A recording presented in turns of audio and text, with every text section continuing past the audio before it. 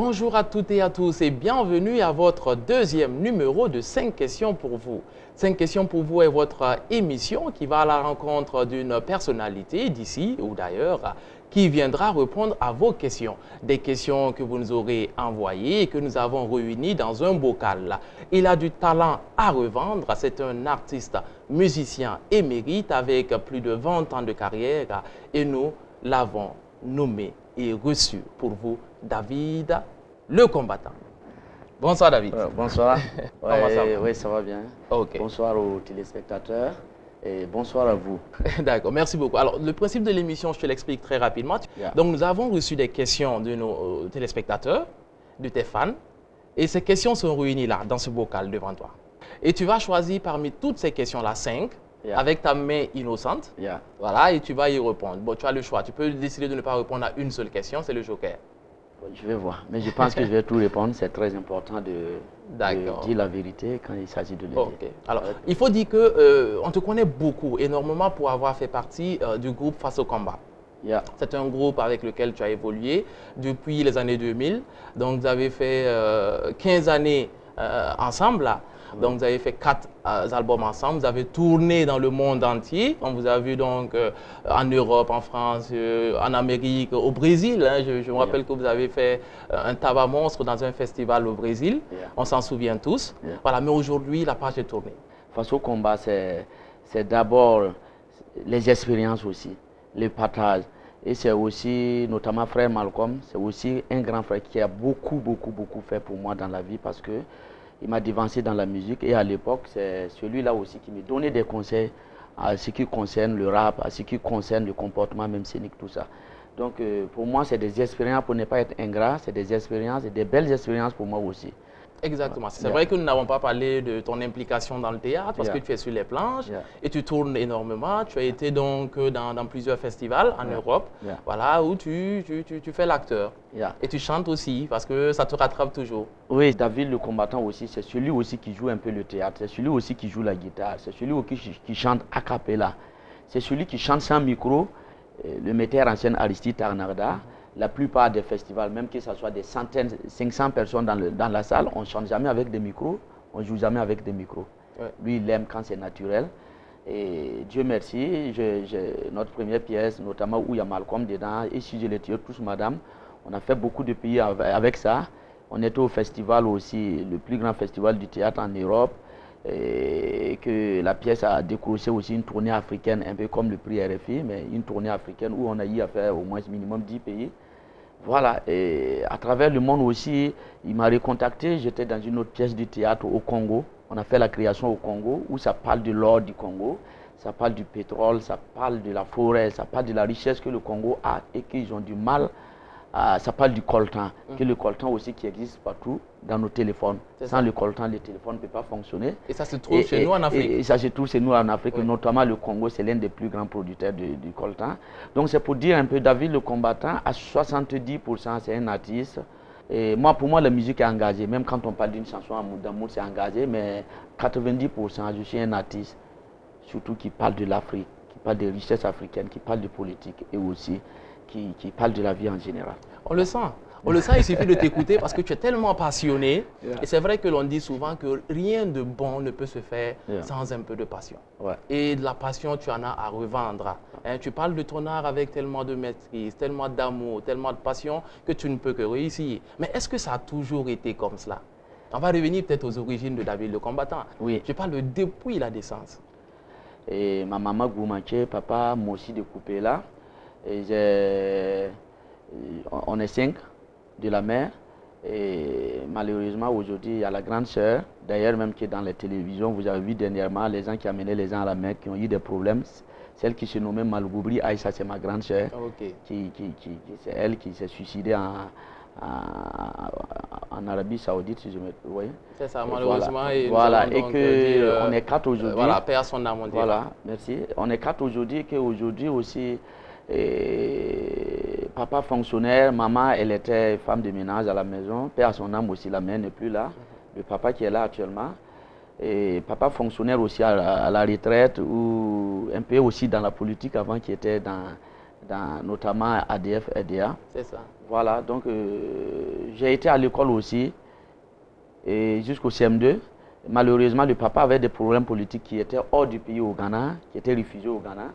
Et que moi, à l'âge de 12 ans déjà, il fallait que je me batte moi-même pour me nourrir parce que voilà, la famille était devenue pauvre. Même les frères de la famille, bon, certaines personnes de la famille ont abandonné carrément la famille. Et que moi, j'étais j'étais obligé de me battre pour gagner à manger. Tout à fait. On nous Voilà. a même dit que tu te battais déjà à l'époque et que Oui. tu as même fait des petits commerces Voilà. et tout. Et Oui. qu'à 90% aussi, c'est le commerce que j'ai eu à faire. J'ai fait du manœuvrage. J'ai même tiré un aveugle à Ouagadougou ici. Bon, c'est une histoire forte parce que pour moi, c'est ça aussi la vie. Chaque personne en Afrique a une histoire forte. Voilà pourquoi parfois, je ne reviens pas là-dessus. Mais ce qui est sûr, et même les délinquances, tout ça, je l'ai fait. Et voilà. Donc aujourd'hui, je ne peux pas ne pas croire en Dieu. Parce que j'ai eu des moments où on me poursuivait même tant qu'un voleur pour tuer et qu'une femme m'a sauvé. Donc pour moi, si aujourd'hui je suis là, par le fait que le papa n'était pas à côté, c'est vrai que les parents apportent beaucoup d'amour, apportent beaucoup de sagesse à un enfant, donnent beaucoup à 90%, donnent beaucoup de chance à un enfant de ne pas être délinquant. Donc si aujourd'hui j'arrive à naviguer jusqu'à j'étais un commerçant, je vendais des posters, et par les modèles américains, c'est ce qui m'a donné l'envie de rentrer dans le rap. J'avais déjà commencé à m'habiller comme les Américains. D'abord, j'étais un danseur congolais, un peu, voilà, les Koffi Olomide. Après, rien n'est fait par hasard. Voilà, après, c'est le fait de vendre les posters avec voulant s'habiller comme les Américains qui m'a donné l'envie d'être rappeur. Voilà. Et que déjà, j'avais commencé à rapper un peu, écouter les Bisso Nabisso, écouter aussi les PBS, écouter les Daragi, écouter à l'époque Almighty, les DMX des États-Unis. Et que ça m'a beaucoup plu parce que le rap en général c'est des messages. C'est vrai qu'à l'époque aussi les rappeurs s'insultaient beaucoup, mais c'est ce qui m'a permis de rentrer dans le rap. Et ce qui aussi a fait changer le style, c'est que David le combattant à l'époque, je m'appelais Double M Sale Negro. Ah, voilà. Ça c'est une révélation. Voilà. Double M Sale Negro. Sale Negro. Et que c'est grâce à Malcolm que j'ai retenu David le combattant parce que lui trouvait que le nom était trop agressif. Voilà. Bon, on lui donne pas tort. Hein. Voilà, tu vois, mais c'est la jeunesse, le plus bas âge aussi, on ne savait pas ce qu'on faisait. Okay. Et que moi, le fait de ne pas aller loin à l'école, j'ai quitté l'école à CM2 sans CP. Et par manque de moyens et aussi par manque de discipline. Et qu'aujourd'hui, ce qui m'a permis de rapper en langue, c'est que je ne comprenais pas bien le français. J'ai forcé de rapper avant en français, mais quand j'ai croisé Malcolm, lui c'était le parfait et voilà, il me disait écoute, tu rappes tout le temps avec des fautes, concentre-toi sur ce que tu connais. Okay. Moi aussi je vais me concentrer sur ce que je connais. Et que c'est ça qui a permis à Faso Combat d'être un groupe rappeur et chanteur en moré et un en français. Et qu'à l'époque dans le hip-hop, ça n'était même pas accepté. On s'est battu et Dieu merci, grâce à ce mot, à aussi Mr. P qui était dans une radio qui nous a poussé déjà avec des pré-maquettes et on a fait rencontre du Smoke. Grâce à Smoke qu'on a fait diplômé paumé et que d'ailleurs l'ascension a été retenue comme l'un de la compilation où ils ont fait premièrement le clip du diplômé paumé. Et pour moi c'est grâce à Smoke que Faso Combat a été révélé par le grand public au Burkina Faso. Formidable. Diplômé paumé, on s'en rappelle tous, hein, c'était une chanson culte hein, qui rendait un peu comme ça hommage aux étudiants et qui demandait que le gouvernement fasse un peu plus pour les étudiants qui étaient diplômés mais quand même paumés. Voilà. Mais dis-moi, est-ce que après tout cela, tout ce succès-là, et puis tout le monde qui t'accoste un peu à gauche, à droite, est-ce que tu as du temps pour consacrer à ta famille? Est-ce que tu peux nous en parler un peu de ta petite famille à toi? J'ai une femme avec 3 enfants, le premier qui a 10 ans, la deuxième qui a 5 ans et la troisième qui a 1 an. Et que cette famille, 90% me donne beaucoup de courage. Et mon combat continue grâce à cette famille parce que j'ai une femme qui me comprend bien. N'importe quelle heure que je rentre, elle me comprend. Et donc on va lui dire merci voilà. Madame David le combattant. Voilà, et grâce à elle, j'ai vraiment le temps et je fais mon travail en plein temps comme il le faut. Okay.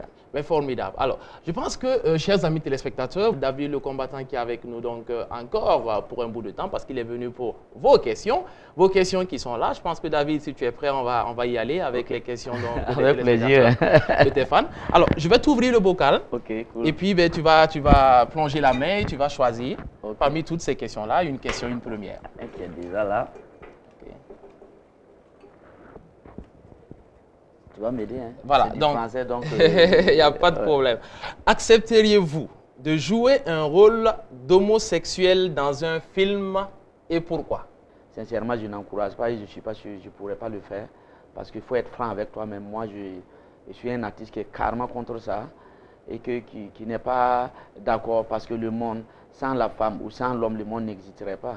Si Dieu nous a créé la femme et l'homme, si Dieu a créé les animaux deux avec des sexes différents pour pouvoir mettre un enfant au monde, je pense que c'est à nous les humains de contribuer à apprécier Dieu et à le faire. Car si tout le monde est homo ou l'inverse, je ne pense pas que le monde, imaginez dans 100 ans que tout le monde est homo. Chacun, on s'en fout des femmes, on s'en fout des là, garçons. c'est foutu. Le monde est foutu, il n'y aura plus de quelqu'un sur Terre.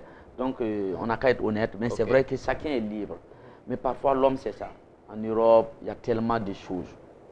Les gens, la vie est tellement... Il y a tellement de liberté que tout le monde est libre de faire ce qu'il veut.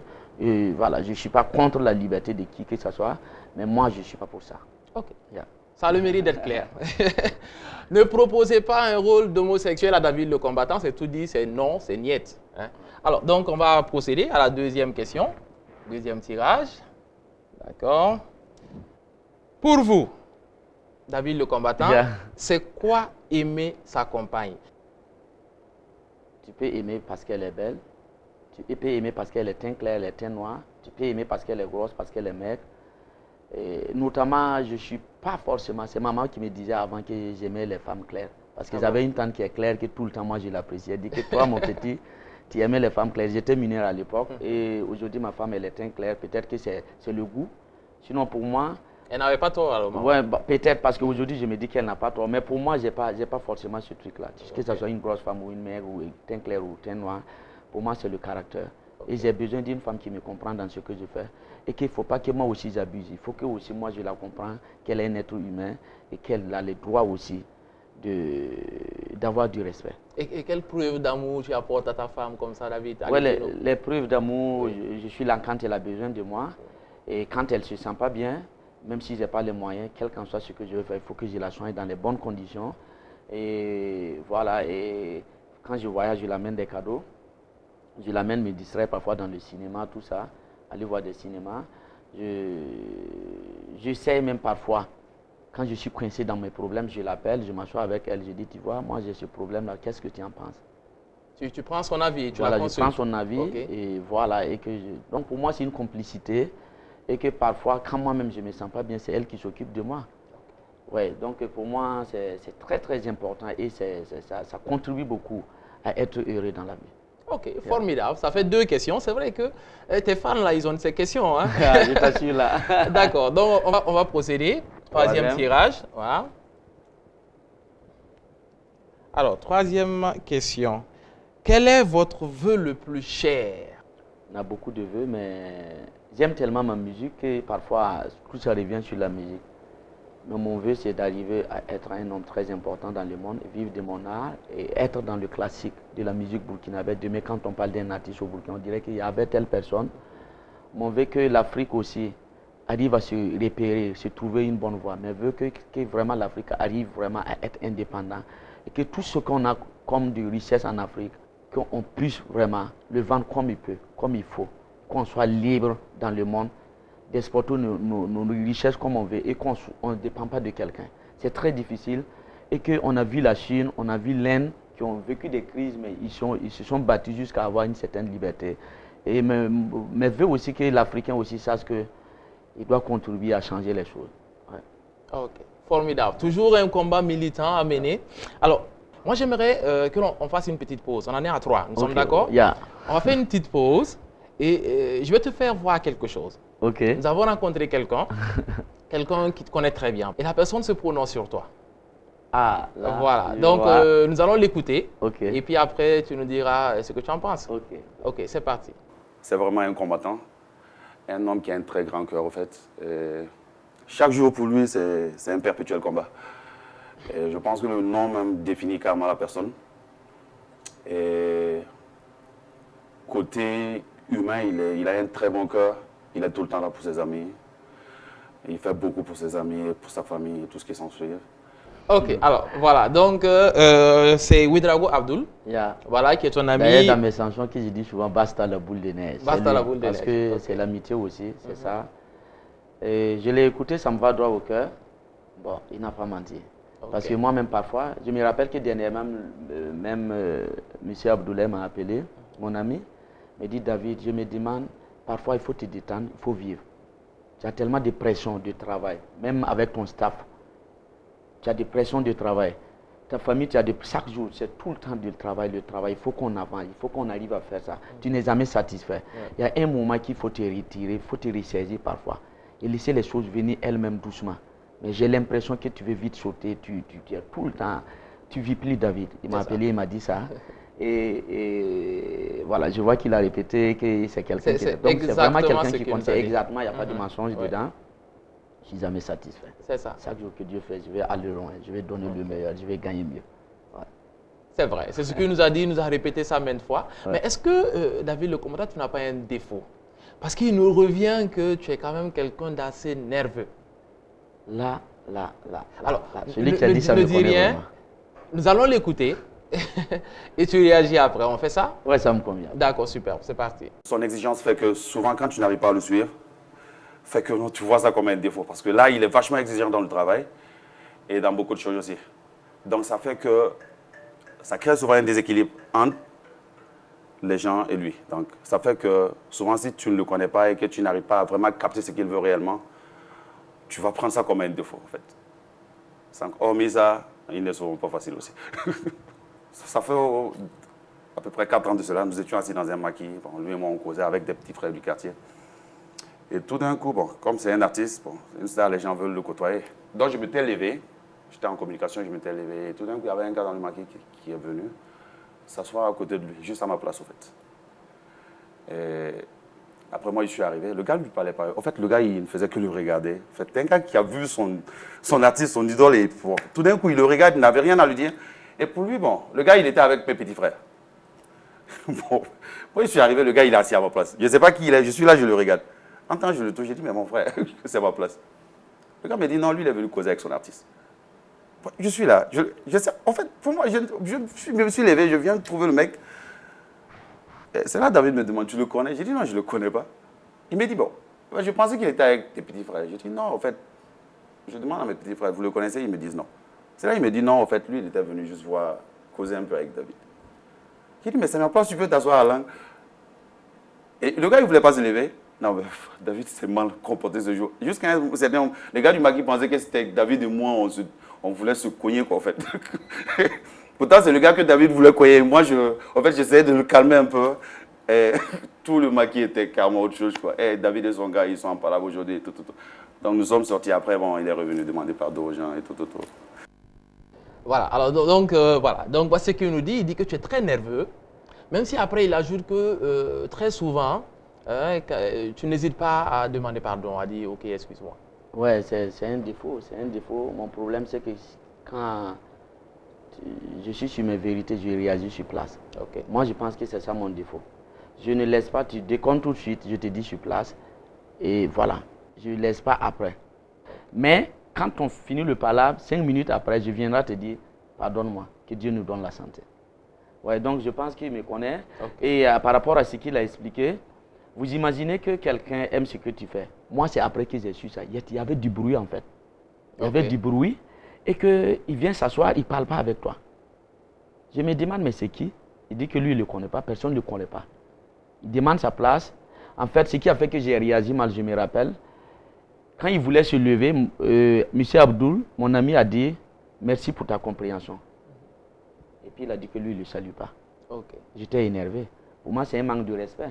J'ai dit, mais toi, tu n'es pas normal. Mais pourquoi il te fait la paix, tu refuses? Je me rappelle que j'ai dit, mais comment un homme peut te faire la paix, toi, tu refuses? Comme si tu avais raison. Tu n'as pas raison et ça devenu du bruit. Donc parfois aussi, le défaut, voilà pourquoi je sors moins. Je sors moins parce que comme je connais mon défaut, je réagis partout. On dirait que M. Tatis, là, il fait pas là partout, il ne soigne pas son image. Voilà pourquoi je fais très attention avec les sorties. Ok. Yeah. Ça marche. En tout cas, on fera attention à ne pas trop te provoquer ce soir. Est-ce que ça va?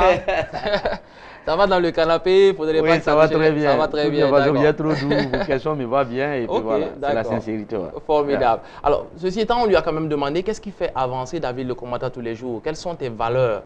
Qu'est-ce que tu mets au-dessus de tout dans ta vie?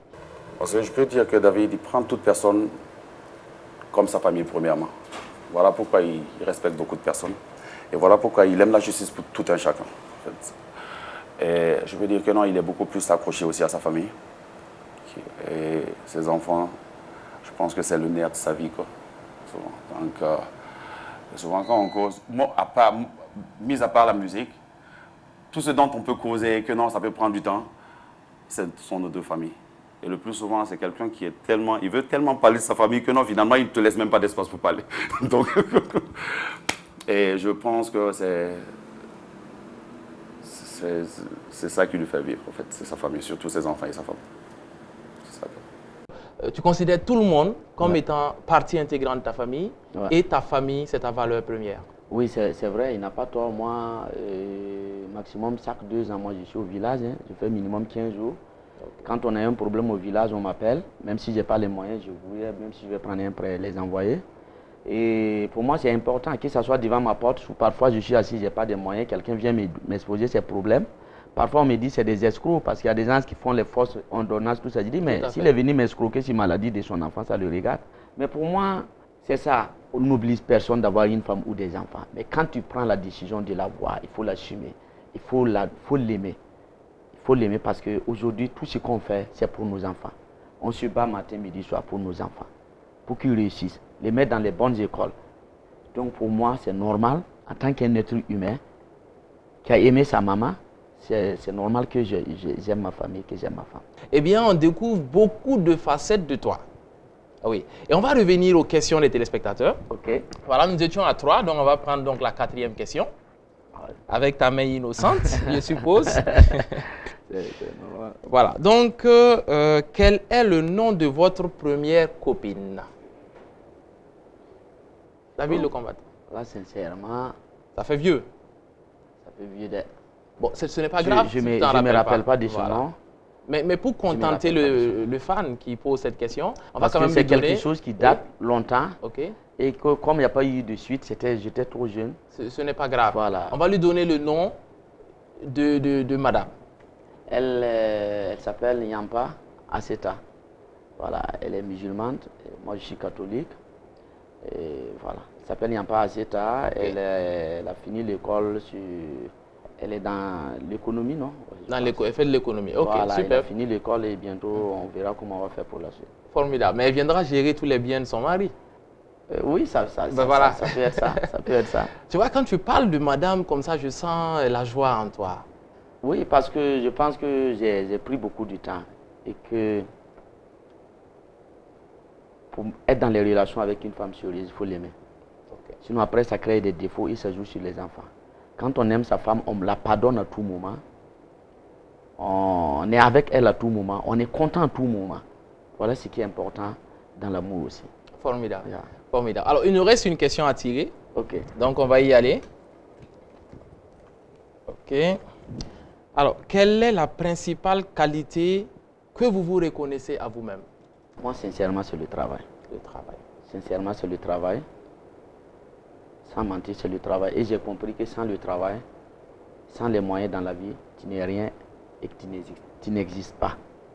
Donc pour moi, c'est le travail. Formidable. Yeah. En tout cas, moi, je te dis merci déjà parce que tu as répondu à toutes les questions, toutes les 5 questions. Tu n'en as pas occulté une. Voilà, je pense que les téléspectateurs chez eux sont très heureux d'avoir une personnalité comme ça qui ne cache rien, qui ne voile rien, qui répond franchement aux différentes questions. Et nous n'allons pas te laisser partir sans écouter quand même ce que ton ami a à te dire. Parce que vous êtes ensemble tout le temps. Ok. Vous faites plein de choses ensemble, mais il a des choses au fond de son cœur que peut-être il ne te dit pas tout le temps. Ouais. Eh bien, nous allons l'écouter. Il a un mot pour toi. Tout ce que je te demande, c'est quoi? C'est d'avoir plus d'inspiration dans ce que tu fais, voir au-delà de ce que tu as déjà fait et montrer au monde entier que tu es un vrai artiste burkinabé qui veut faire connaître ton pays. Et surtout, n'hésite pas, fonce, vas-y, et tu vas réussir. Voilà, merci pour ces conseils. Ok. Et ça me va droit au cœur. Tant qu'il y a un ami que j'aime beaucoup, ça me va droit au cœur. Et je ferai ce qu'il me demande aussi. Formidable. Alors, nous allons te dire grandement merci d'avoir accepté de venir donc, dans ce canapé. Merci beaucoup. Merci beaucoup, à vous. David. L'émission est formidable. Moi, j'aime beaucoup. Et je trouve que c'est original d'ailleurs que vous pensez à ça, que vous amenez les questions. Le public même fait des questions. Que vous croisez des amis qui connaissent l'artiste. Que vous-même, vous avez des belles questions. Pour moi, c'est ce qu'est un artiste veut. Et c'est ce qui nous permet de grandir aussi. Quand les émissions sont fortes et bien faites, ça veut dire que ça nourrit aussi ton art, ça nourrit tes expériences. Donc, c'est pour vous dire Dieu merci de nous offrir cette émission. Et que merci aussi à la RTB de vous faire confiance. Et bon vent à vous et beaucoup de courage à vous. Je sais que ce n'est pas facile. Merci beaucoup. Que Dieu nous donne la paix dans ce pays. Amen, amen. Merci beaucoup. Merci beaucoup à vous, chers amis téléspectateurs. Merci d'avoir passé donc ces minutes avec nous. C'est déjà la fin, c'est vrai. 5 questions pour vous. Aujourd'hui, donc, a reçu un combattant. Il faut être un combattant dans la vie. Vous savez que les enfants naissent les poings fermés parce que la vie, c'est un combat. Ils le savent déjà à la naissance. Et lui, là, c'est un vrai combattant. On se dit donc à la prochaine. Envoyez-nous nos questions, vos questions. Et nous allons recevoir pour la prochaine fois l'artiste Dez Altino. Ciao, bye bye.